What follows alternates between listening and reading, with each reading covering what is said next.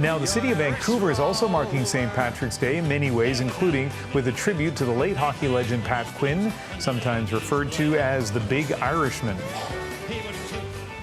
And it's an extra special day to celebrate Quinn's legacy. Two of the teams he coached, the Vancouver Canucks and the Philadelphia Flyers, are facing off tonight a few blocks from here at Rogers Arena.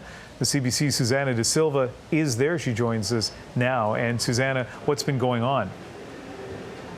Well, the party has begun. There is Irish music being played, a lot of people wearing green in his honor. And you'll also see behind me, the street signs are covered up with brown paper right now, but they will soon be, the paper will be taken off, and they will unveil that this block here will now be known as Pat Quinn Way, as a way to celebrate the man who had so much influence on this organization and, of course, teams all across the NHL.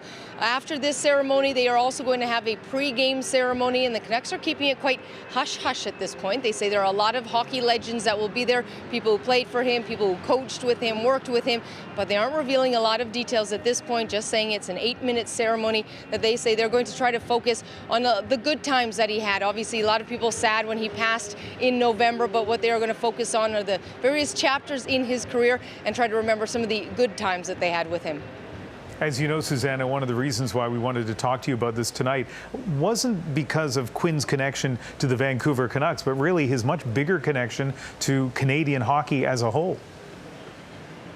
Yeah, absolutely. I mean, people are remembering him for his hockey achievements here in Vancouver, taking a team that was really rough in the 80s to a team that went to the Stanley Cup Finals in 1994.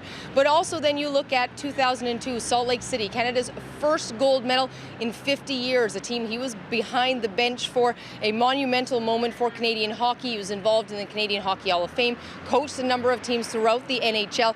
But what people are also remembering him for was the way that he did all of those things, the way that he achieved all that he did for hockey, but also the type of man he was while doing that. People even here who had brief meetings with him who remember him as a respectful man, that he exuded that idea of respect, and also taught all of the players that he worked with about being more than just a player on the ice. Here with the Canucks, about the idea of being a member of your community, about being philanthropic, being involved, getting out there, doing more than just playing, and talking to people here. They're remembering him for both his hockey and his off-ice stuff.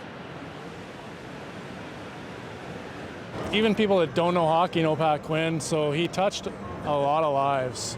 Hockey people, hockey fans, hockey players. And so again, it is this idea of respect, a man who exuded respect and showed respect to everyone he was with and achieved so much at every hockey level that he touched.